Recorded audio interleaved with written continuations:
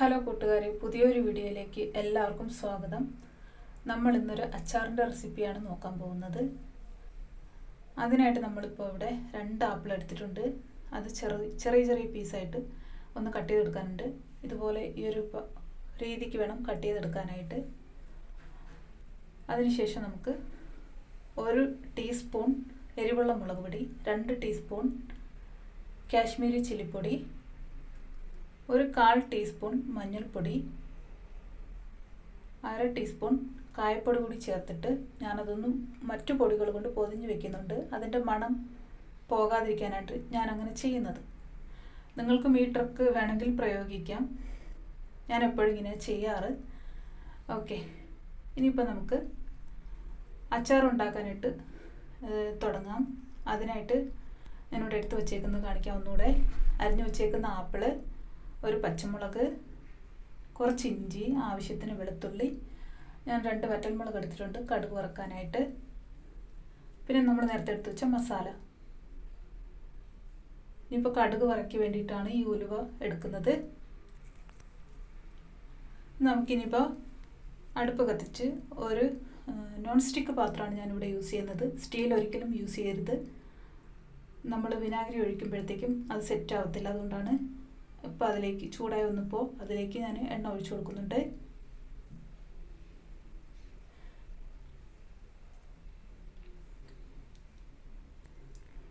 എണ്ണ ഒന്ന് ചൂടായി വരുമ്പോഴത്തേക്കും നമുക്ക് അതിലേക്ക് ഉലുവ ഇട്ട് കൊടുക്കാം. എല്ലാവരും സുഖമായിട്ടും സേഫായിട്ടും ഇരിക്കുന്നു എന്ന് വിചാരിക്കുന്നു.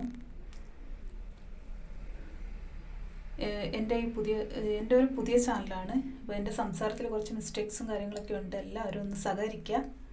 ഞാൻ ഇനിയും വീണ്ടും പുതിയ നല്ല നല്ല വീഡിയോസ് അപ്ലോഡ് ചെയ്യുന്നതായിരിക്കും. അതിൽ സംസാരിക്കുമ്പോൾ ഉള്ള മിസ്റ്റേക്സ് ഞാൻ ക്ലിയർ ആക്കുന്നതായിരിക്കും. ഇപ്പോൾ ഞാൻ ഉലുവ പൊട്ടി വന്നപ്പോഴത്തേക്കും അതിലേക്ക് വറ്റൽമുളക് ഇട്ട് കൊടുത്തിട്ടുണ്ട്. അതിലേക്ക് നമുക്കിനി വെളുത്തുള്ളി ഇട്ട് കൊടുക്കാം. അരിഞ്ഞു വെച്ചേക്കുന്ന ഇഞ്ചി കൂടെ ചേർത്ത് കൊടുക്കാം. അതിനുശേഷം നമ്മൾ പച്ചമുളകും കൂടെ ചേർക്കുന്നുണ്ട്. എന്നിട്ട് ഇത് നന്നായിട്ടൊന്ന് വഴറ്റിയെടുക്കണം. നല്ല ഒരുപാട് കളർ അത് വ്യത്യാസം വരണമെന്ന് വേണ്ട. ഒന്ന് കളർ മാറി തുടങ്ങുമ്പോഴേക്കും തന്നെ നമുക്ക് ജസ്റ്റ് ഒരു കളർ മാറി തുടങ്ങുമ്പോഴത്തേക്കും നമുക്കതിലേക്ക് പൊടികൾ ചേർത്ത് കൊടുക്കാവുന്നതാണ്. ഓക്കെ ഫ്രണ്ട്സ്, ആദ്യമായിട്ടാണ് നിങ്ങൾ ഈ ചാനൽ കാണുന്നതെങ്കിൽ എല്ലാവരും ഒന്ന് സപ്പോർട്ട് ചെയ്യുക, സബ്സ്ക്രൈബ് ചെയ്യുക, ബെല്ലൈക്കൻ അടിക്കുക. അതുപോലെ തന്നെ നിങ്ങളുടെ കമൻറ്റ് എന്തായാലും അത് നിങ്ങളവിടെ രേഖപ്പെടുത്തുക. അത് കാണുമ്പോഴായിരിക്കും മറ്റുള്ളവർക്ക് അതൊരു പ്രചോദനമാകുന്നത്. അതുപോലെ തന്നെ എനിക്കും വീഡിയോകൾ ചെയ്യാനായിട്ട് പ്രചോദനമാകുന്നത്. ഓക്കെ ഗൈസ്, അപ്പോൾ അതിൻ്റെ ഫ്രണ്ട്സ്, അത് മസാല ഒന്ന് കളർ മാറി വന്നപ്പോഴത്തേക്കും ഞാനതിലേക്ക് മസാല പൊടികൾ ചേർത്ത് കൊടുക്കുന്നുണ്ട്. അത് നന്നായിട്ടൊന്ന് ഇളക്കി യോജിപ്പിക്കുക. നല്ലതായിട്ട് എല്ലാ ഭാഗത്തും എത്തുന്ന രീതിയിൽ നമ്മളതൊന്ന് ഇളക്കി യോജിപ്പിക്കണം. അതിനുശേഷം നമ്മൾ അരിഞ്ഞു വെച്ചേക്കുന്ന ആപ്പിൾ ഇട്ട് കൊടുക്കുക. ആപ്പിൾ ഇട്ടതിന് ശേഷവും സെയിം അതേപോലെ തന്നെ നന്നായിട്ട് ഇളക്കി മിക്സാക്കി അരപ്പ് എല്ലാ ഭാഗത്തും എത്തത്തക്ക രീതിയിൽ നന്നായിട്ടൊന്ന് മിക്സാക്കി എടുക്കണം. ഇപ്പോൾ ഇങ്ങനെ ഒരു പരുവത്തിൽ കിട്ടിയിട്ടുണ്ട്. ഓക്കെ, നമ്മളിനി അതിന് ആവശ്യമായിട്ടുള്ള ഉപ്പിട്ട് കൊടുക്കാം. അവരവരുടെ രുചിക്ക് അനുസരിച്ചിട്ട് ഉപ്പ്, ഞാനിപ്പോൾ ഇടുന്നത് കറക്റ്റായിട്ടുള്ള ഉപ്പാണ്. ഞാൻ എടുത്ത് വച്ചേക്കുന്ന അളവ് ആ ആപ്പിളിന് കണക്കായിട്ടുള്ള ഉപ്പാണ് ഇടുന്നത്. നിങ്ങളുടെ ടേസ്റ്റിനനുസരിച്ച് കൂട്ടി കുറച്ചോ ഉപയോഗിക്കാവുന്നതാണ്.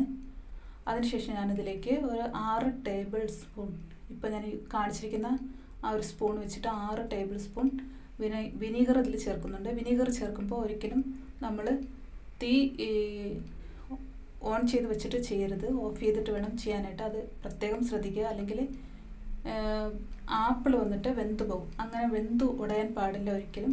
ഇങ്ങനെ തന്നെ ഇരിക്കുന്നതാണ് അതിൻ്റെ ഒരു ടേസ്റ്റ്. ഓക്കെ, എന്നിട്ട് ഞാൻ വിനീഗർ ഒഴിച്ചിട്ട് നന്നായിട്ട് മിക്സാക്കി എടുക്കുന്നുണ്ട്. ഇപ്പോൾ ഇവിടെ നമ്മുടെ അച്ചാർ റെഡി.